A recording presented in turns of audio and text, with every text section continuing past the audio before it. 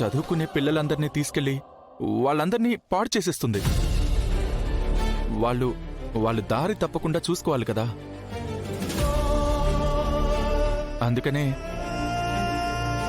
ఆద్య classical dance school మొదలు పెట్టాలనుకుంటుంది. మావయ్య,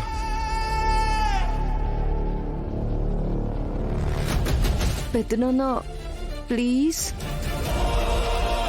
మీరు ఓకే అని ఒక్క మాట చెప్తే మన పిల్లలందరినీ కాపాడే బాధ్యత నేను తీసుకుంటాను. ప్లీజ్.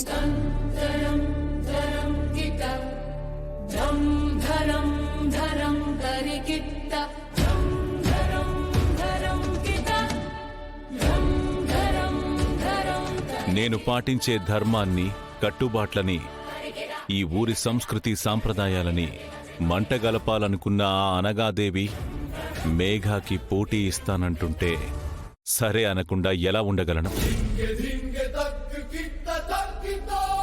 ధైర్యంగా మరో ఆలోచన లేకుండా మొదలు పెట్టేయండి. మీకింకా ఏం కావాలన్నా నన్ను అడగండి. థ్యాంక్ యూ సో మచ్ పెద్దనాన్న. ఈ ఒక్క మాట చాలు పెద్దనాన్న. మేం చూసుకుంటాం. అయోధ్య లంక రూపాన్ని ఎవరు టచ్ చేయకుండా మేం చూసుకుంటాం. వెంటనే మొదలు పెట్టేయండి.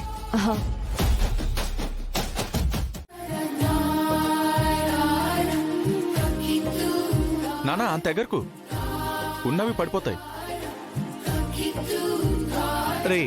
రే ఈ దండం మేము కడతాం కానీ వెళ్ళరా. నేను కడతాం కదా. అది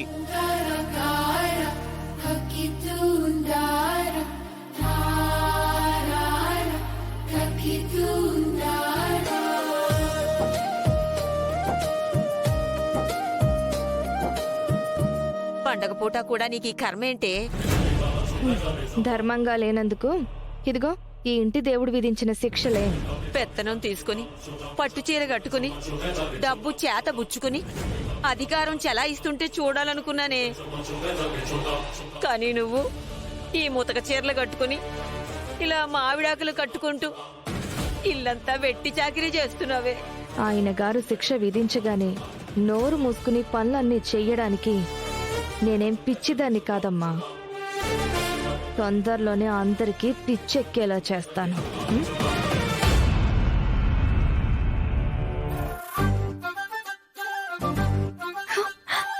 happy Ugadi. Thank you Srinu. ఏముందిరా ఈ అద్భుతాన్ని చూడు, మారిందిరా అందం చరిత్ర నేడు అమ్మాయిలా.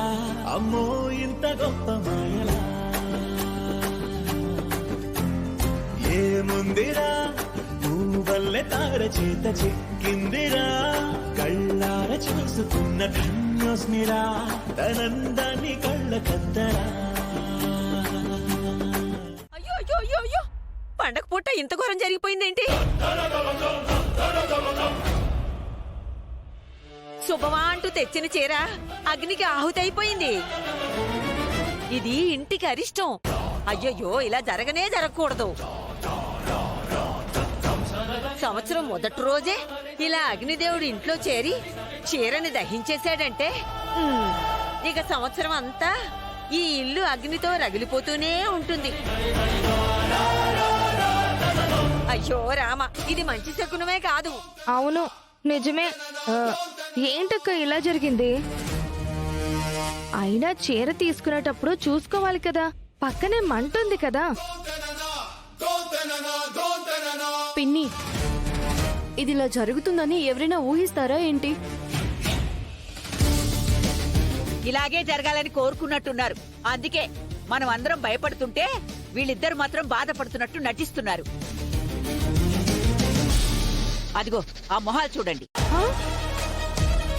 జరిగిందేదో జరిగిపోయింది. ఇలా జరగడం కూడా ఒకందుకు మన ఇంటికి మంచిదే. మన ఇంటికున్న దిష్టంతా పండగ పూటే పోయిందనుకుందాం. దీన్నెవరూ చెడుగా భావించకండి. ఇక వెళ్ళి జరగాల్సింది చూద్దాం.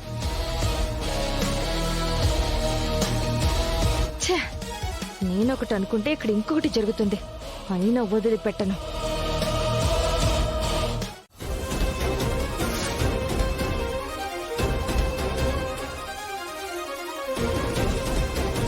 అయ్యో అనేసరా ఇప్పుడెలా?